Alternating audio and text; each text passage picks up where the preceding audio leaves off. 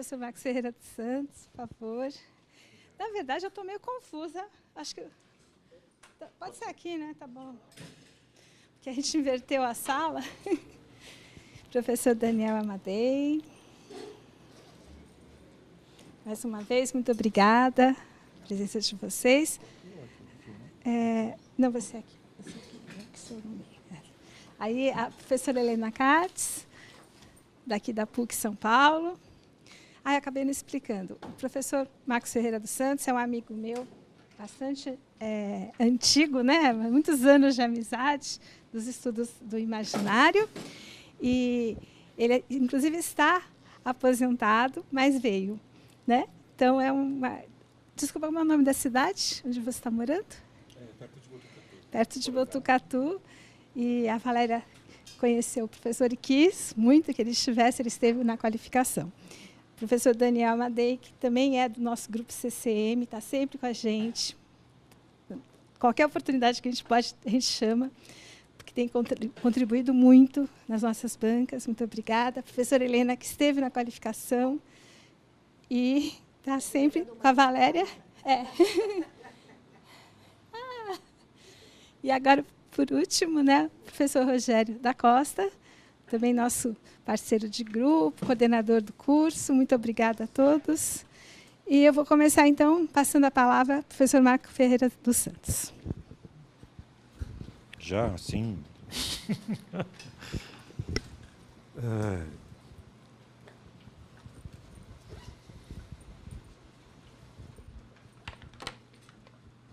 Bom, antes de qualquer coisa, muitíssimo obrigado, né? Antes de qualquer coisa, a Valéria, né, pelo reconhecimento do trabalho, enfim, pela insistência, pela, né, tenacidade, enfim, não, eu acho que alguns encontros não são casuais, né? Independentemente da crença, ou, enfim. Determinados encontros são encontros, né? E esses encontros são sempre muito significativos para a gente.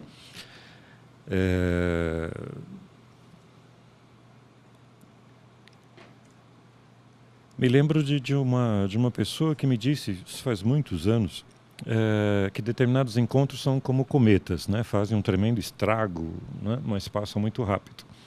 Outros encontros são como estrela, né? Está sempre lá em algum lugar, dando uma certa, né, orientação, né, para um determinado oriente. Mas também gostaria de agradecer a Lúcia, companheira já de uns bons anos, né? Depois de um certo tempo a gente para de fazer conta, porque não dá mais. Enfim, alguém que eu admiro bastante pelo trabalho, né? E fico extremamente contente de ainda, né, poder participar de algumas bancas, de eventos, enfim, ligados a essa área.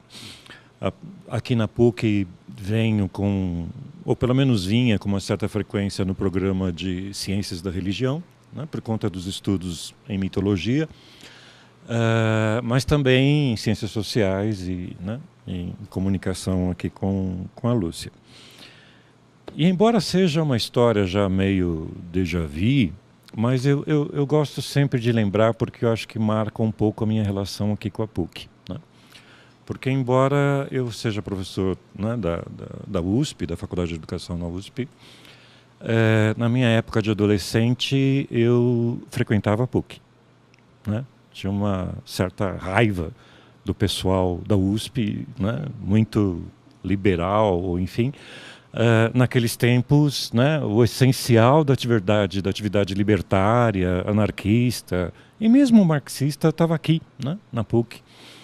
Então, por conta do Jaime Cubeiro, que tocava lá o CCS, o Centro de Cultura Social no Brás, ele tinha me falado de um outro professor interessante na PUC e tal, blá, blá, e aí vim conhecer, era o Maurício Trachtenberg, né? E aqui com o Maurício eu acho que eu encontrei um estilo de docência que até hoje assim, não me larga, né? Que é assim, largar a sala de aula e ir para o boteco ali do outro lado, né? Para a gente continuar conversando, né? Então, sair da forma quadrada, né, das carteirinhas alinhadas militarmente, jesuiticamente e assim por diante, que acredita numa verdade única. Na mesa de bar, tudo é horizontal, né? Então, as melhores aulas da minha vida eu tive na PUC, mas do outro lado, né, da Ministro Godoy, né? Ali, nos botecos, enfim, não tinha essa coisa, né, esquisita que tem hoje, meio Vila Madalena, né? Antes era boteco mesmo, né? E aí então a gente conversava. Muita coisa foi o Maurício Tattenberg, naqueles dias, naqueles momentos. Foi quando eu acabei, né, digamos assim, aderindo ao movimento indígena de uma maneira bastante forte, com a fundação da UNI, União das Nações Indígenas, UNI, né, com I, com Ailton Krenak, Marcos Terena, enfim, as pessoas aqui, e fizemos aqui no Tuca, em 82, a Missa da Terra Sem Males, num primeiro congresso de direitos humanos, né, durante a ditadura, que foi um evento assim, fantástico, né? Dom Pedro Casadáliga, Pedro Tierra, Martin Coplas e eu com um grupo de música latino-americana na época. Uma semana depois desse evento, o Tuca foi incendiado. Né? A extrema-direita sempre foi o que é a extrema-direita. Então, isso aqui tudo, para mim, respira muita coisa. Muita coisa. Né? Então, sempre quando eu venho, tudo isso, né, vem à mente de novo, os cheiros, né, a urina na calça, né, quando o Erasmo Dias, né, entrou, enfim, com um pelotão de choque aqui. Enfim, é muita coisa, né? E aí eu acho interessantíssimo, né, retornar para o mesmo espaço, outros tempos, outras conjunturas, mas assim, né? Então, de início, Valéria, eu diria para ti, para mim é extremamente contraditório, né? Então, assim, voltar para cá com toda essa memória, com toda essa ânima, né? Essa alma imbuída de tudo isso, de todos esses contextos, numa banca de doutorado para falar das celebridades. Dá um nozinho, sabe? Dá um nozinho, né? Mas, enfim, os tempos são outros, né? Os tempos são outros e a gente, de uma certa maneira, né, tem que... Então, por isso, eu já peço desculpas de antemão, porque eu me sinto um brontossauro em plena Avenida Paulista. Né? É um pouco essa sensação. Né? Um grande Jurássico no meio da Avenida Paulista. Né? Mas, enfim, eu acho que a gente tem alguns pontos de vista, né? E por isso eu adoro a Lúcia, né? Porque a gente consegue, né, dialogar nessas coisas. E com esse aspecto jurássico, ajudar a pensar algumas coisas da contemporaneidade, enfim, né, do que é hoje, né? Por exemplo, a rede social, o Instagram e tudo mais. Então, assim, de imediato, eu já quero dizer para ti, para mim, eu fiquei extremamente contente de ver o resultado final, depois da qualificação, né, junto com a Helena. E aí só um parênteses que eu também não consigo deixar de dizer. A minha paixão pela Helena, antiga, de ouvir a voz dela, a presença dela, a forma como ela pensa a dança, para mim sempre foi também uma certa, né, orientação.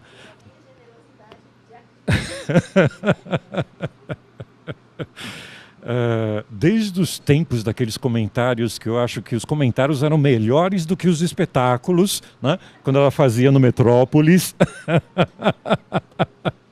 Nossa, o espetáculo era assim, mas a forma dela comentar já valia, né? Valia mais do que o espetáculo. Mas enfim. Então, assim, antes que você, né, fique, né, com aquela angústia extremamente, né, dilaceradora, né? assim, fiquei extremamente contente de ver o resultado final depois da qualificação e da maneira como você incorporou tudo aquilo que a gente disse, apontou e tal. Então, assim, olha, você já está aprovada, tá? Assim, relaxa, respira, né? Por mim, você já está aprovada, não é essa a questão. Mas eu me sinto sempre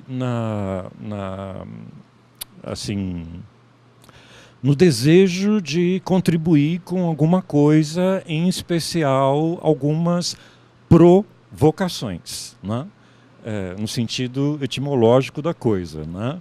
Ou seja, trazer para cá, para fora, algumas vocações que eu sei que estão aí dentro, né? Então, quando a gente provoca alguém, é porque a gente sabe que aquela pessoa tem potencial para isso e quer trazer isso para fora.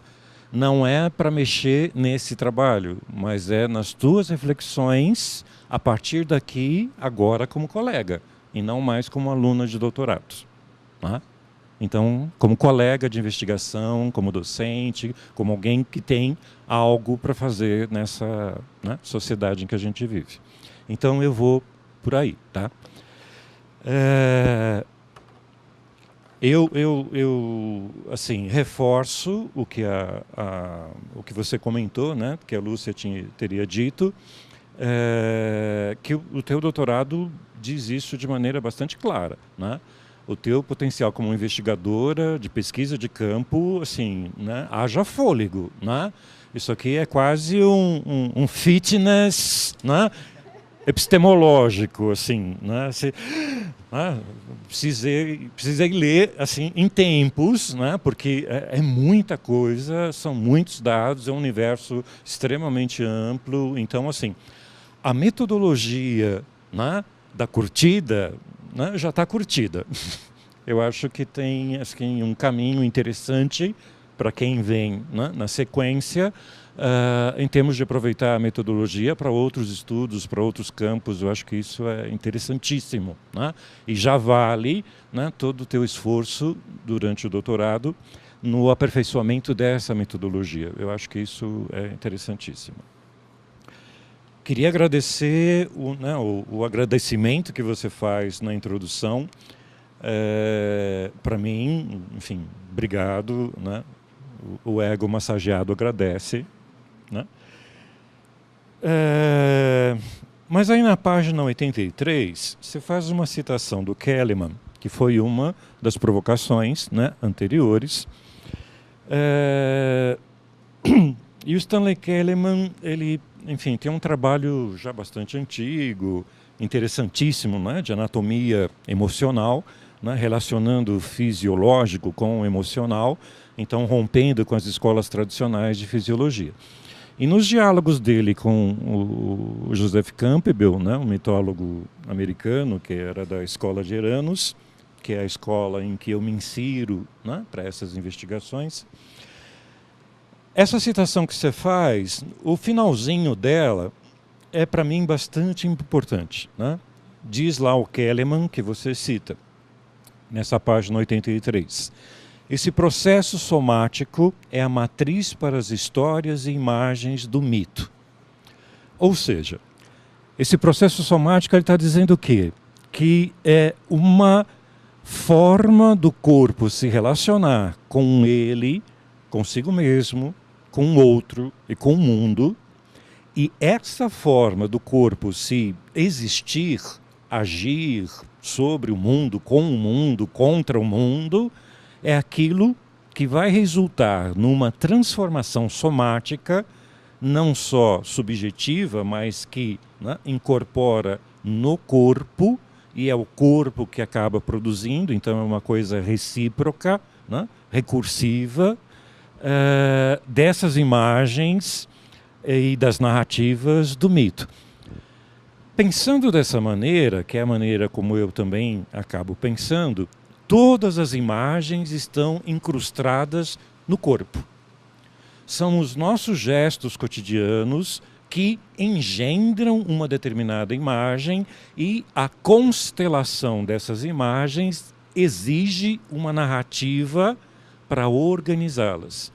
Então, por isso, em determinados momentos da nossa existência, a gente tem determinadas atitudes ou determinados gestos no mundo que poderiam ser traduzidos com um determinado título, né?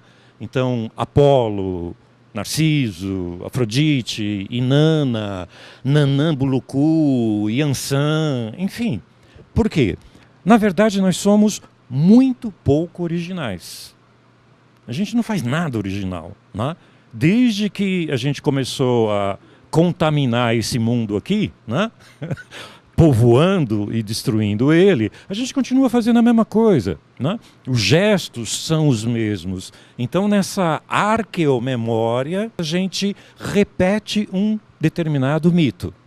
Isso não quer dizer que o mito né, é uma, né, como é que fala? Faz uma abdução, né? Uma entidade que... Não é isso.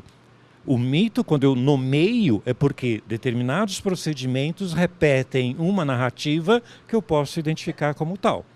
Se tudo está no corpo, se está tudo aqui, desde o início do Homo sapiens, né? Sapiens demens, né? Não é só sapiens, é demens também. Então, o corpo é o denominador comum em que eu posso estabelecer diálogos com as mais variadas tradições. A despeito da distância histórica ou geográfica, essa unidade, né, da corporeidade é que me possibilita estabelecer diálogos. Então, por exemplo, eu posso dialogar o Apolo grego, né, com Arjuna, do mundo hindu, o arqueiro da batalha de Kurukshetra.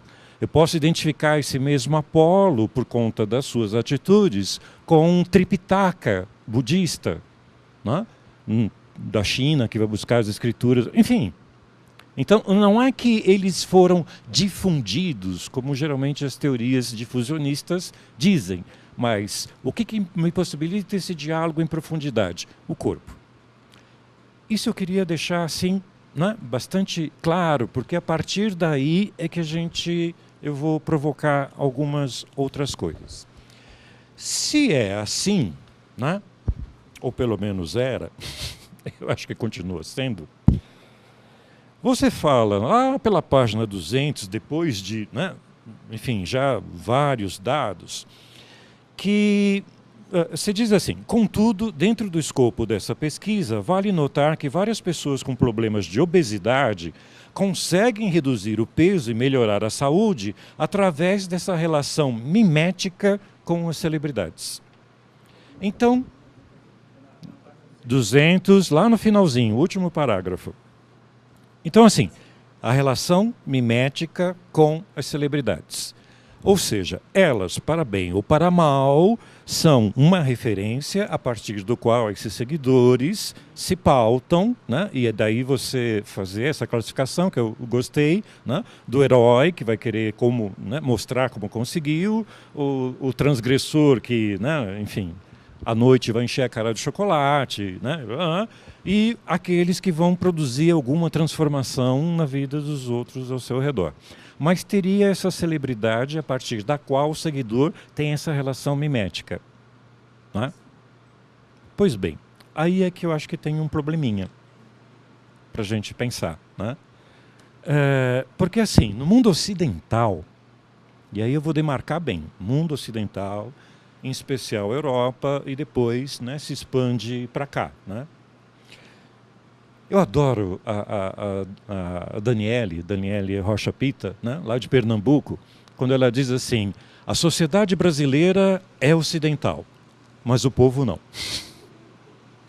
O povo não é. A sociedade brasileira é ocidental, mas o povo não. Não precisa, né, diferenciar essas coisas. Então, assim, no mundo ocidental, tem um conceito extremamente complicado de um escravo ilustre no mundo grego chamado Aristóteles. Babysitter do Alexandre o Grande. Babysitter, né, do Alexandre o Grande.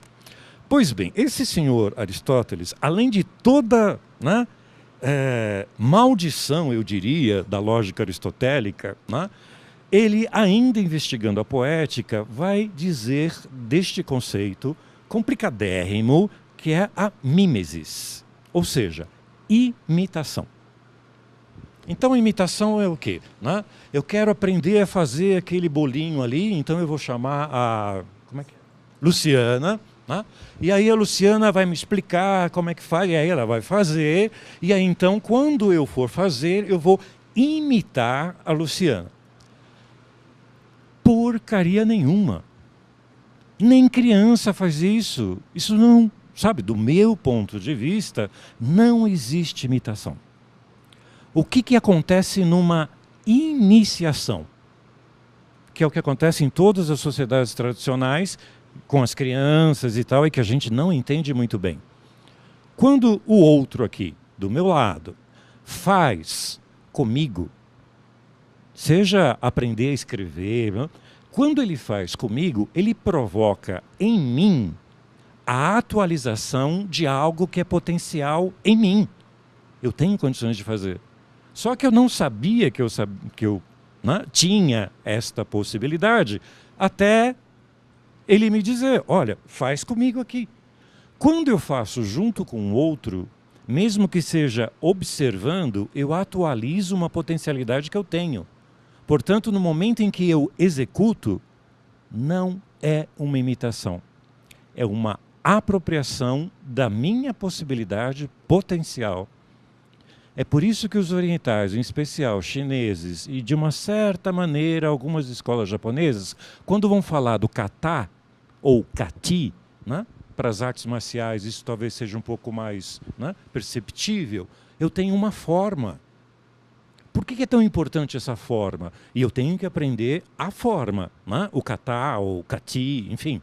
Porque a partir desta forma eu vou atualizar potencialidades em mim. Então, na medida em que eu repito a forma, eu não estou imitando o mestre. Eu estou atualizando uma potencialidade minha. E no momento em que eu executo, sou eu que executo. Por isso, é indispensável que eu exercite o meu estilo naquela forma. Porque a partir do momento que a gente repete, eu me aproprio disso. Não tem imitação. A imitação é algo extremamente superficial. O problema é que o Aristóteles não conseguia enxergar nisso, porque afinal de contas é grego. E grego tem uma série de limitações, né, racionais muito grandes. Né? Enfim, dizia já o Nietzsche, os gregos não criaram nada. Eles eram excelentes aprendizes. Por isso que eles fazem uma síntese de toda a cultura oriental, africana, e vão, né, para a nossa desgraça, ser, né, um das pilastras da cultura ocidental. Então, assim, não tem nada de novo nisso. Mas por que essa relação, então, iniciática, fazer junto com o outro, é tão importante? Porque na medida em que eu faço junto com o outro, eu estou usando o meu corpo para fazer isso. E na medida em que eu faço isso com o meu corpo através do outro, eu atualizo essas potencialidades e encontro o meu caminho. Então, assim, talvez você esteja certa se a gente pensar, né, na etimologia e nesse contexto da mimesis. O que me parece que na rede social, no plano virtual das redes, eu imito, mas eu não faço junto com o outro.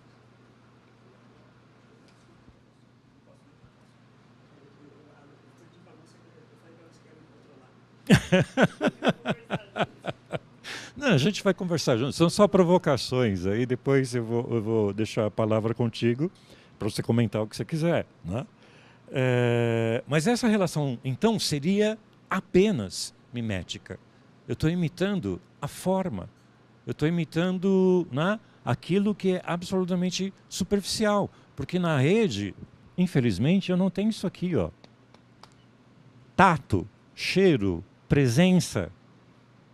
Pode ser um primeiro lugar para que isso aconteça depois? Pode ser. Mas, por isso que eu estou dizendo que eu sou um brontossauro na Avenida Paulista. Né? Meu celular é extremamente antigo, você já sabe, enfim.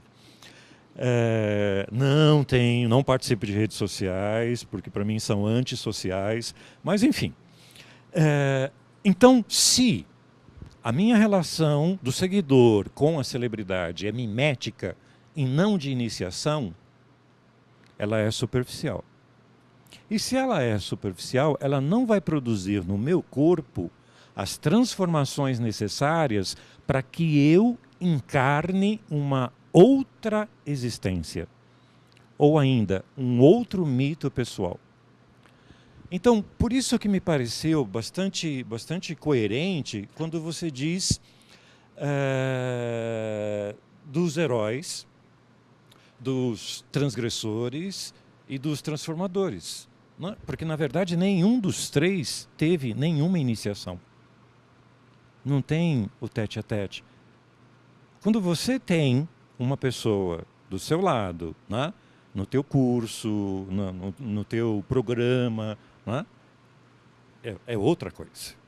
É outra coisa, porque você tem essa relação direta. Através, né, do ambiente virtual, tudo é virtual. Eu acho bastante complicado quando a gente pensa, né, aquilo que acontece no mundo virtual e os seus desdobramentos no mundo offline. Eu não estou dizendo que não seja importante. É importante, assim, né, para mim é um caso de epidemiologia. É algo extremamente agressivo à saúde humana e que a gente ainda não se deu conta disso. Né? Cervical, mãos, a falta de contato humano, enfim, né? Essa gula, né, webinária, enfim. Né? Para mim é um caso de epidemiologia. Mas por que eu acho complicado a gente, né, trazer isso para o mundo offline? Porque o herói, como você disse aqui, ele, na verdade, ele vai seguir algo de maneira superficial. Ele vai querer ostentar a medalha. A medalha não tem valor para ele, porque não está inserido no seu mito pessoal, mas sim como algo, como moeda corrente no âmbito virtual. O transgressor também, porque ele vai perceber muito mais rápido do que os outros que não tem consequência nenhuma, nem para o seu corpo, nem... E então ele vai encher a cara de chocolate, vai encher a cara de pizza, né, tomar uns porres, enfim, e depois fica se culpando no dia seguinte, porque, na verdade, ele faz aquela que a gente chama de duplicidade. Né? Eu digo uma coisa, mas vou fazer outra completamente diferente. O transformador é aquele que me parece que tem uma potencialidade na ação direta com as outras pessoas, mas não no mesmo ambiente. Mas não no mesmo ambiente virtual. Quando você fala, né, dos pacotes de venda de espaço promocional, das curtidas, marcações e comentários que são moedas de troca, concordo plenamente, porque para mim é isso, é só consumo. Consumo, é puro consumo. Né? Eu posso me identificar com uma determinada personalidade, enfim. Aliás, eu me senti muito mal, né? Porque daqui eu só conhecia o Schwarzenegger e a Jane Fonda. Eu acho que eu tô meio assim, né? Ainda, como dizem os meus alunos, fora de órbita, né? Completamente fora de órbita. Não conheço a Kéfera, sei lá, blá, blá. Não conheço a outra Bela Falcone, nem a Bela Gil, enfim, né? Aliás, quando o Gil teve filho, né? Bom, deixa para lá, vai. Na época dos Novos Baianos, né? Enfim, a gente estava um pouquinho próximo. Então, assim, quando você faz essa correlação do Narciso, da Afrodite, do Apolo, eu acho que é perfeitíssimo. Acho que está bem adequado, né? Embora os três tenham um determinado aspecto que talvez fosse interessante pensar mais para frente. No caso do Narciso, além do fato de ele se apaixonar pela própria imagem, tem algo importante na narrativa do Narciso, que é a tentativa de Eco chamá-lo. Eco é a ninfa que tenta chamá-lo para fora, para si. Por que o eco, né? Eco, né? Esse fenômeno, né? Nas montanhas, nos vales, enfim, da nossa voz que se projeta, a gente chama de eco, né? Mas eco está relacionado a essa ninfa apaixonada pelo Narciso que, diante do seu, né, da sua relação narcísica com a própria imagem, perde a conexão com o mundo. Esse me parece o problema central, né? De uma cultura narcísica, de um tempo narcísico, de uma contemporaneidade narcísica, em que a gente perde o contato com o mundo offline. Né? Eu fico assim, né? Tenho vindo poucas vezes para São Paulo, mas sempre quando eu venho, eu fico assim, aterrorizado no ônibus, no metrô, no trem, na sala de aula, com as pessoas com aquele aparelhinho diante do rosto, emitindo aquela luz cadavérica sobre a face. E todo mundo com o dedinho assim para cima, para baixo, né? Que é absolutamente neurótico. Quando alguém olha de fora e que não ache normal, vai perceber que tem uma coisa patológica aí. Todo mundo, quase todo mundo. Sabe quem eu não vejo? Eu e alguns velhinhos. Alguns, porque já tem muitos, né? Já conectados, altamente conectados. Pois bem, eco, né? Alguém que te chame para fora do espelho para botar o pé no mundo offline, concreto. Apolo, fisiculturista, né? Bombadão, né? É aquele, né? É o típico herói grego, né? Pois bem, todo herói tem uma tremenda dificuldade de lidar com a sua própria subjetividade. É o que acontece com Prometeu, por exemplo, que tem o fígado comido pela águia de Zeus em função da sua ousadia, né? À noite, a águia vem, come o fígado, durante o dia se reconstitui e assim um ciclo eterno. Né? Esse fígado ferido é de onde a bilis negra vai contaminando o corpo.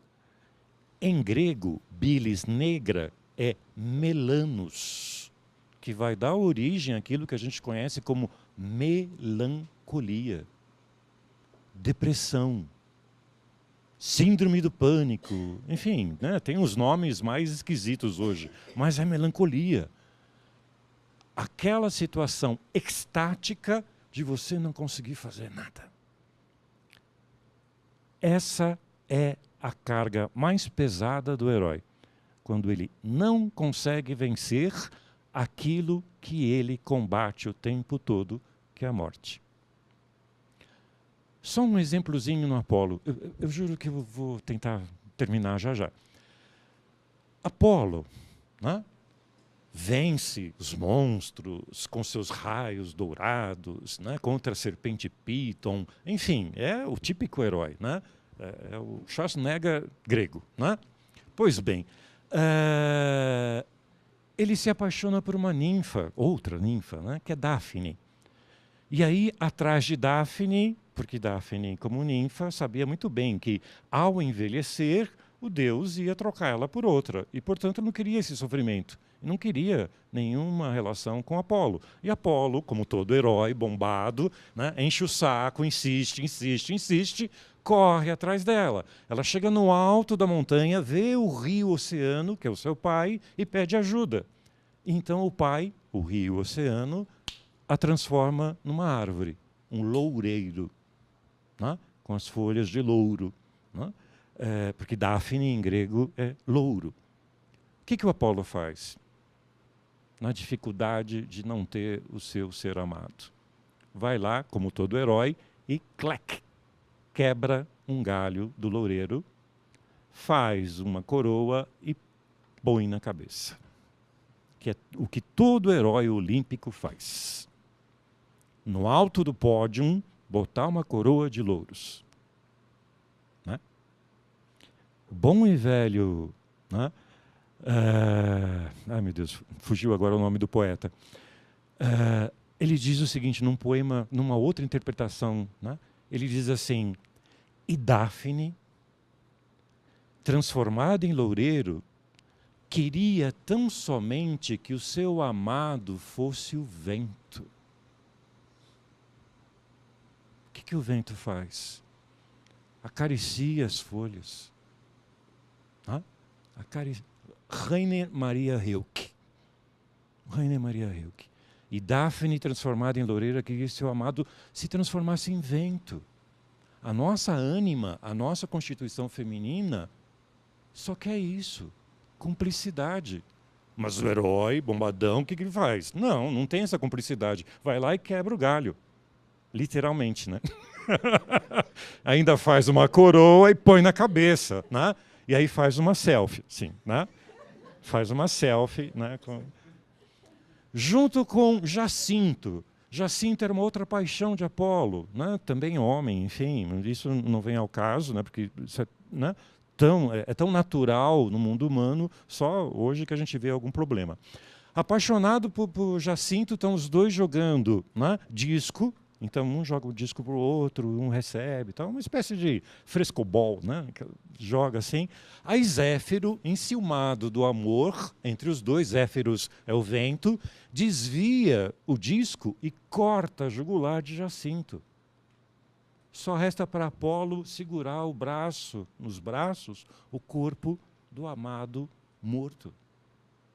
Todo herói tem uma dificuldade enorme de lidar consigo mesmo. Não é? É por isso que é necessário mostrar a medalha o tempo todo, mas consigo mesmo ele não dialoga. Não é? E por fim, Afrodite. Afrodite, né, com muito amor para dar, né, uma mulher que assim, né, nem o Olimpo saciava. Né? Então, pois é, está lá.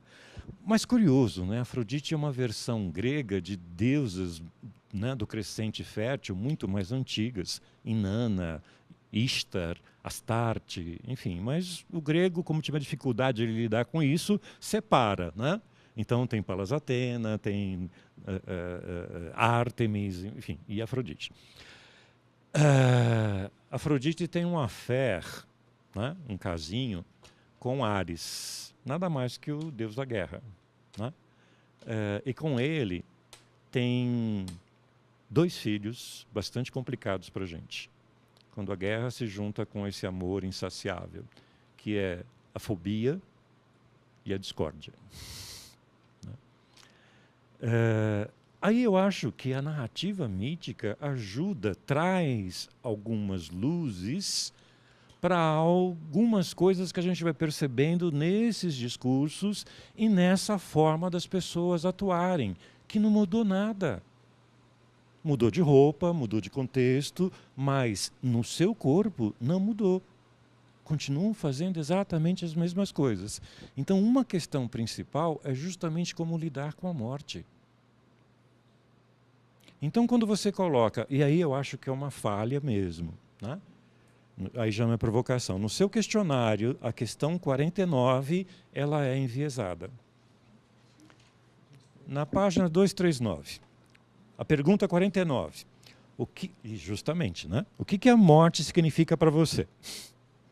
Medo, fim, vazio, não toco nesse assunto.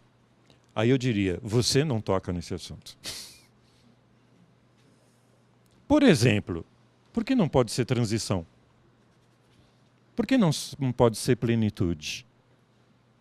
Por que a morte não pode ser a redenção? Por que não pode ser o coroamento de uma existência? O herói tem dificuldade de lidar com isso, porque ele combate o tempo todo a figura da morte. Na figura do outro, na figura dos monstros, na figura do obstáculo, na figura, né, do combate, né, eterno e tal. Mas não tem só o herói.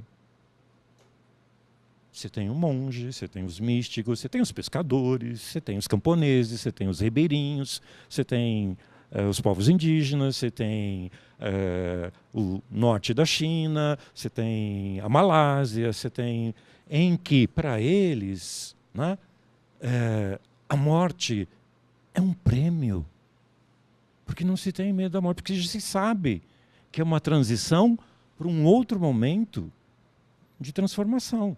Não tem valor moral. Não tem castigo, não tem pecado, não tem juízo final, enfim, que é coisa na nossa herança judaico-cristã junto com o grego. Imagine o que isso dá. Né? Mas ainda bem que o mundo não é o Ocidente. O mundo é muito maior do que isso. Né? Uma vez conversando com um jovem Axininca, uma tribo, né, em Roraima, jovem, né, jovenzinho, uma colega que estava comigo perguntou para ele, mas escuta aqui, né, no meio da floresta, essas coisas todas, né, esquisito, né, não tem internet, não tem, né, diversão, não tem... Né, o que você acha que você vai ser quando você crescer? Né? O que você gostaria quando você ficasse, né, quando você crescesse? Aí ele não hesitou. Aquele rapazinho de 14 anos diz assim, eu quero ser velho. Eu quero ser velho. Eu quero ser velho. Então, assim,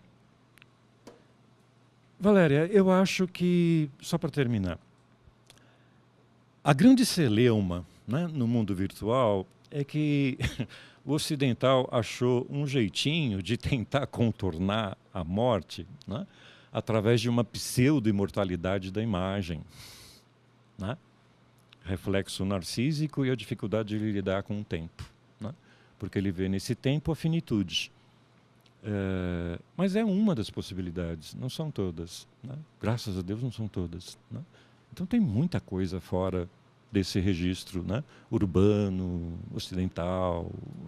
Né? Ah, mas tem muito índio na aldeia, conectar? Tem. Só que eles usam isso de acordo com as suas concepções. Né? No mundo quechua, por exemplo, no alto da cordilheira, a web é usada como chacana. Chacana é ponte. Ponte de contato. Então, não tem curtição, sabe? Não tem curtição, tem informação, tem, né, essas outras coisas que me parecem interessantes. E só para terminar, eu tenho o péssimo hábito, né, como membro de banca ou como orientador, de pensar o trabalho final naquilo que foi feito, né, no qual, né, a gente está aqui, mas atrelado ao nome da pessoa. Ao nome da pessoa. Na nossa herança mais guarani, o nome não é apenas nome. A palavra não é apenas palavra, é palavra alma. As coisas circulam naquilo que a gente fala e visita a alma dos outros. E a palavra mais sagrada é o nome da gente. Quando eu chamo aqui você, Valéria, eu estou chamando a tua essência, aquilo que você é, a tua existência, para fora. Para posicionar-se. Né? Então, esse chamamento pelo nome é extremamente sagrado. Né? Por isso que na cerimônia do Nhenmogaraí, entre os Guarani, quando a pessoa vai receber o seu nome. Né? Ou seja, o que ela vai cumprir como a sua destinação, que está no nome. Aí assim, né? Como eu já disse no começo, o aprobato, relaxa, você já está aprovada. Você não tem que provar mais nada, a não ser para você mesma. Você não tem que provar mais nada. É só para você. Só que você também é cristiane. Né? Cristiane, que vem do radical cris, do grego, né? Que é a luz, aquilo que é cristino, que vai dar em Cristo, aquele que é ungido. O portador da luz. Por isso que toda cris tem uma certa luz, né? Emprestado aqui da Lúcia. Né? Mas não se arrisque, porque além de Lúcia é leão. É leão. Além de Lúcia é leão. Né? Então, essa cris, né? Essa luz que você carrega, né? Mas curiosamente, numa necessidade de provar as coisas o tempo todo. e me parece que é provar para os outros. Né? Mas tem o teu primeiro nome. Tem um radical sânscrito extremamente importante, que é Val. Val diz dos Vaishnavas, que são os devotos de Krishna. Personificação de Vishnu, aquele que mantém as coisas. São três hindus, né? Uma Trimurti. Brahma, que cria, Vishnu, que conserva, e Shiva, que transforma. São três coisas. Desse Vishnu, os seus devotos são Vaishnavas. Esse Val do Vaishnava, que vai ser, né, na apropriação indo-europeia, nas línguas indo-europeias, sobretudo no norte, vai dar em Val ou Uau. Daí, na mitologia nórdica, a gente ter, por exemplo, o Valhalla, que é o arco-íris que junta a terra a Ishgar, a terra de Odin. E essa ponte entre os dois mundos, por onde os heróis, os guerreiros vão chegar a Ishgar, são carregados pelas portadoras do Valhalla, que são as Valquírias. Daí a gente ter no inglês, por exemplo, walker, andarilho, warrior, guerreiro, que tem a mesma raiz. Só que o que a gente precisa lembrar nessa raiz? Que vai dar em Valéria. É a porção sagrada que isso tem. É algo sagrado. Val vem desse sagrado que eu tenho, de que eu sou portador. Né? Portanto, não só algo sagrado como comunhão entre dimensões diferentes, no qual você traz uma luz, mas balança na medida em que você precisa provar tudo isso. Só uma perguntinha. Quando foi a primeira vez que você assistiu Conan o Bárbaro?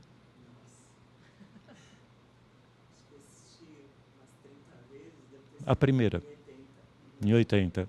O nome da amada do Conan?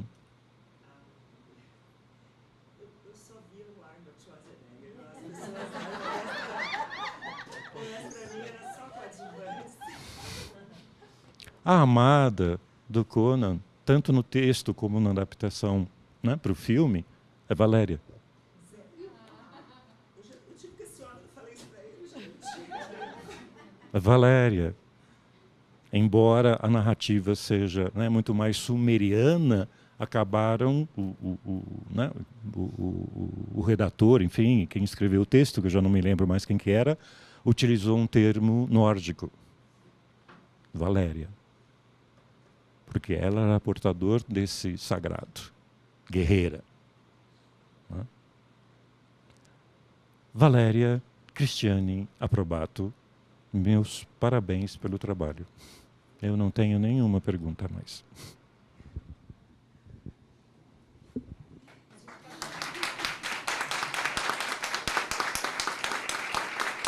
Primeira vez que eu o vi foi em 2011, quando a Lúcia me levou para uma banca na USP. E aí eu acho que foi assim uma paixão à primeira vista, porque nem lembro sobre o que era a banca, de tão apaixonado que eu fiquei pela maneira com que o senhor conduzia aquilo. E aí, como eu ainda não sabia como era esse universo acadêmico, eu falei para a Lúcia, pois, eu quero isso aí. Eu quero esse homem falando na minha banca um dia, e eu quero que ele me analise e analise o meu contexto. Bem, na verdade, eu consigo... 90% eu consigo as coisas que eu jogo para o universo quando elas são para mim. Eu não sei, eu acho que deve ser por merecimento, mas o senhor está aí. E eu agradeço as suas considerações, e vou ser breve.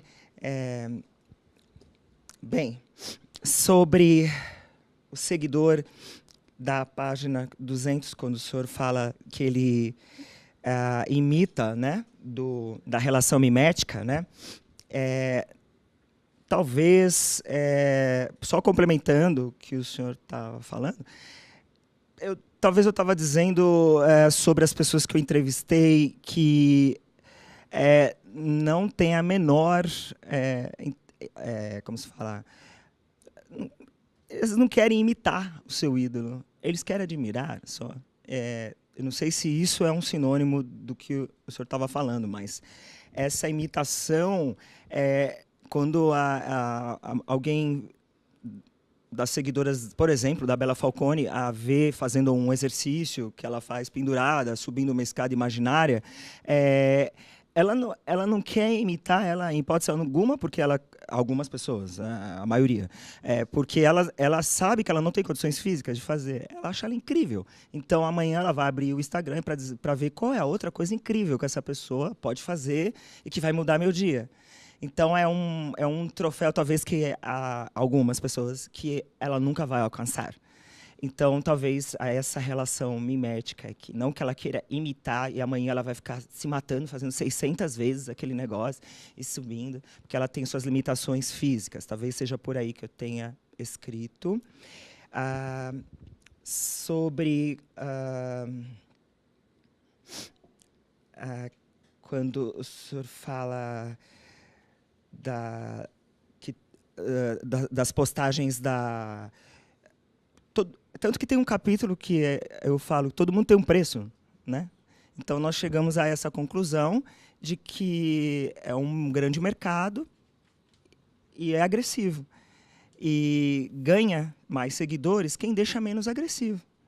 Então, eu mesmo fiz esse laboratório comigo mesmo. Eu imitei o discurso de algumas celebridades no meu próprio Instagram. E funcionou de eu subir de mais seguidores quando eu deixei natural. Então, se eu tenho que fazer a propaganda dessa água, eu tenho que dizer que é propaganda de uma maneira engraçada, senão a pessoa não vai comprar. Então, mas eu não tenho noção se essa água vai fazer mal para aquela pessoa. Entendeu? Então, realmente é um pouco agressivo, mas nós chegamos a essa conclusão. Cada post hoje pode chegar a nacionais de 40 a 150 mil reais cada post. E internacionais, isso fica bem mais caro. Um post da Jane Fonda ou de Schwarzenegger é bem caro mesmo. E eu acho que a última coisa que... sim, do questionário. Acho que eu estou falando rápido das outras coisas para chegar aqui. Então, na verdade, o questionário não fui eu que montei. É o questionário de tanto conversar com essas pessoas.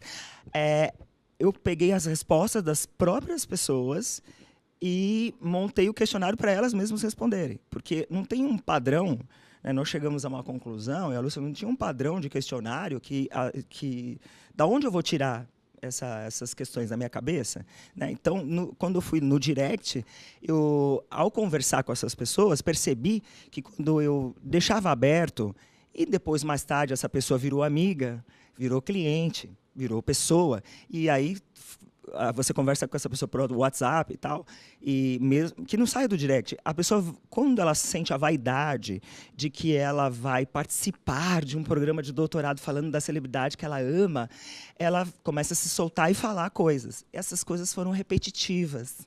Por isso que o que a morte significa para você, assim, eu não sei agora, eu posso pegar os meus dados, mas tipo 500 pessoas falaram medo, 1.000 pessoas falaram vazio, 3.000 pessoas falaram fim. Então, eu cataloguei a própria resposta para perguntar. Então, talvez eu não tive assim como dar uma aula e dizer sobre que a morte, na verdade, é uma passagem, né? Um dia nós vamos voltar para casa, aqui nós estamos numa escola. Então, não tive como dizer isso. Porque eu não podia dizer, não é isso ou é aquilo. Eu só era ouvinte. Mas, às vezes, eles queriam que eu não fosse ouvinte, né? Eles queriam que eu fosse essa ponte de encontro, chacana, essa ponte de encontro entre ela e a celebridade, por eu estar fazendo essa pesquisa. A pessoa acreditava que eu poderia... A curtida dela, o comentário dela poderia ser visto pela celebridade por minha causa. E eu disse, não é assim. Então, eu deixei bem claro. E só finalizando essa ponte de encontro, eu acho que essa ponte de encontro entre o seguidor, o fã E essa loucura é o curtir. E é o ato de você curte, às vezes você nem lê. Você só vê o nome da pessoa e fala assim, putz, é Kéfera. Os 2 cliques em cima da foto significa um coraçãozinho vermelho, que é o curtir. Eu estou explicando para o senhor porque o senhor falou que o senhor é aversivo a esse tipo de coisa. Aí, então, na hora que isso... Eu nem sei o que ela disse. Tanto que ela saiu essa semana numa reportagem de que teve uma seguidora que usou o nome dela para brigar com uma pessoa deficiente. E ela está se justificando nas redes sociais que ela não tem nada com isso. Então, às vezes, esses seguidores nem olhavam o nome, o que estava escrito. O discurso era só o nome da pessoa, já era uma ponte.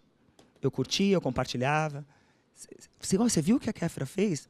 Eu nem sei direito, ela nem leu direito. Ela já pegou o aviãozinho que tem embaixo da foto e mandou para outra pessoa. Então, é isso.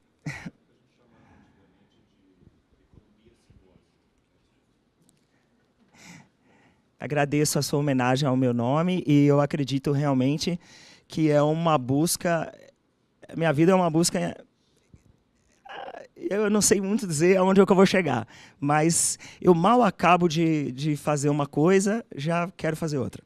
Eu não sei, é para suprir alguma coisa, com certeza, para tapar algum buraco. Mas que lindo esse buraco, amei esse buraco.